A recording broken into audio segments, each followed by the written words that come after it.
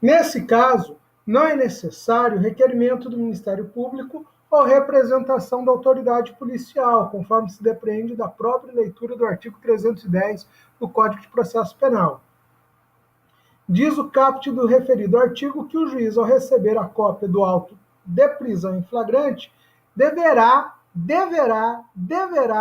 relaxá-la se for ilegal. Então, se ele perceber a ilegalidade, ele deve relaxar a prisão de ofício, sem ninguém pedir. Mas, como a gente sabe que nem sempre existe essa boa vontade, né, o advogado ele deve estar sempre alerta para a presença dessas ilegalidades, dessas irregularidades e fazer o requerimento do relaxamento da prisão, caso esse relaxamento não seja feito de ofício pelo juiz. Convertê-la em preventiva ou conceder a liberdade provisória, isto é, o fato de ter havido prisão em flagrante e de o indiciado estar no cárcere permite que o juiz de ofício tome qualquer das providências que o texto legal elenca. Este mesmo dispositivo dispõe que o juiz só decretará a prisão preventiva se ele concluir que são inadequadas ou insuficientes as medidas cautelares diversas da prisão previstas nos artigos 319 e 320 do Código de Processo Penal, monitoramento eletrônico, recolhimento domiciliar noturno, enfim, todas aquelas medidas que nós vimos quando nós fizemos a leitura aí do artigo 319, que eu alertei vocês. O artigo 319, artigo 282 do Código de Processo Penal são fundamentais para a argumentação de vocês com relação aos pedidos de liberdade. Então, mais uma vez, esses dispositivos, eles colocam a revogação da prisão preventiva como elemento essencial quando houver a possibilidade de substituir a prisão como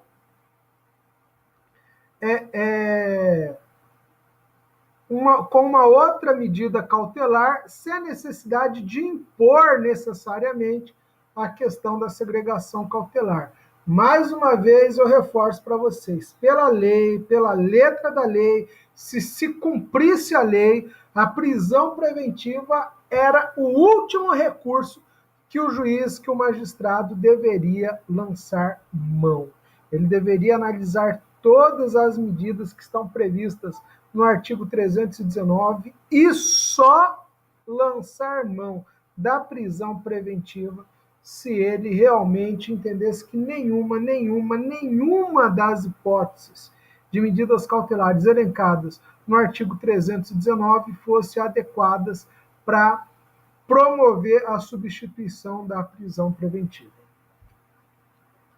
B. Quando o autor da infração não tiver sido preso em flagrante, mas as circunstâncias do caso concreto demonstrarem sua necessidade. Nessa hipótese, o juiz não pode decretar a prisão de ofício durante as investigações policiais, mas apenas se houver requerimento da acusação ou representação da autoridade policial. Quando a gente fala acusação, a gente está falando do parquet, viu, gente? Do Ministério Público.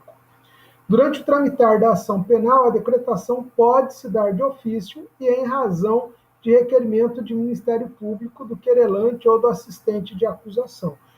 Quando nós estivermos no âmbito da ação penal, do processo, o processo já houver sido inaugurado, aí sim, essa prisão preventiva pode ser decretada de ofício pelo juiz, se ele entender necessária, se ele entender pertinente. E C, quando o acusado descumprir injustificadamente medida cautelar diversa da prisão anteriormente imposta. O descumprimento da medida justificará a substituição por outra, a acumulação de medidas ou, em último caso, a decretação da prisão preventiva. Em último caso, a decretação da prisão preventiva. Em último caso, a decretação da prisão preventiva, conforme estabelece aí o artigo 282, parágrafo 4º do Código de Processo Penal. Notem, a todo momento, a todo instante, o Código de Processo Penal, ele remete, ele diz, ele faz referência que a prisão preventiva é a última medida, prisão preventiva é a última medida, prisão preventiva é a última medida. E o que a gente vê aí na aplicação do direito processual penal no nosso dia a dia jurídico é exatamente o contrário. Prisão preventiva é a primeira medida e as medidas cautelares só se você conseguir convencer o magistrado. Requisitos para a decretação da prisão preventiva. No artigo 312 do Código de Processo Penal, encontram-se elencados os pressupostos e os fundamentos que justificam a prisão preventiva. Por sua vez, no artigo 313, estão previstas as condições de admissibilidade de referida modalidade de prisão cautelar. Então, vamos ver aí o conteúdo do artigo 312 para a gente conhecer os pressupostos e os fundamentos, e vamos ver o artigo 313 para a gente conhecer aí as condições de admissibilidade. Senhores, senhoritas, mais uma vez eu repito, somente com vocês conhecendo bem os fundamentos da prisão, vocês vão conseguir formular pedidos de liberdade, nesse caso específico, pedido de revogação de prisão preventiva, adequado ao caso concreto, com possibilidade real de êxito. Pressupostos. Só é possível a prisão preventiva se, no caso concreto, houver indícios suficientes de autoria e a prova da materialidade do crime. Importa ressalvar que o artigo 312, ao se referir apenas a crime e não genericamente a infração penal, deixa clara a impossibilidade de prisão preventiva nas contravenções penais. Então, não existe essa possibilidade nas contravenções penais.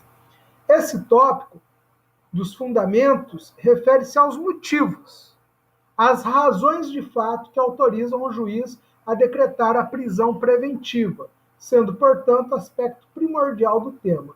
Então, de acordo com o artigo 312, seu parágrafo único, pode ela ser decretada como garantia da ordem pública, da ordem econômica, por conveniência da instrução criminal, para assegurar a aplicação da lei penal ou em caso de descumprimento das obrigações impostas por força de outras medidas cautelares.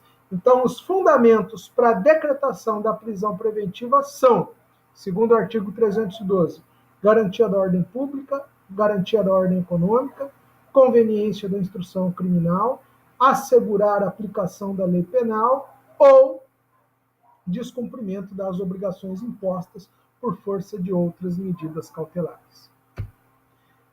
Garantia da ordem pública, artigo 312, caput do Código de Processo Penal.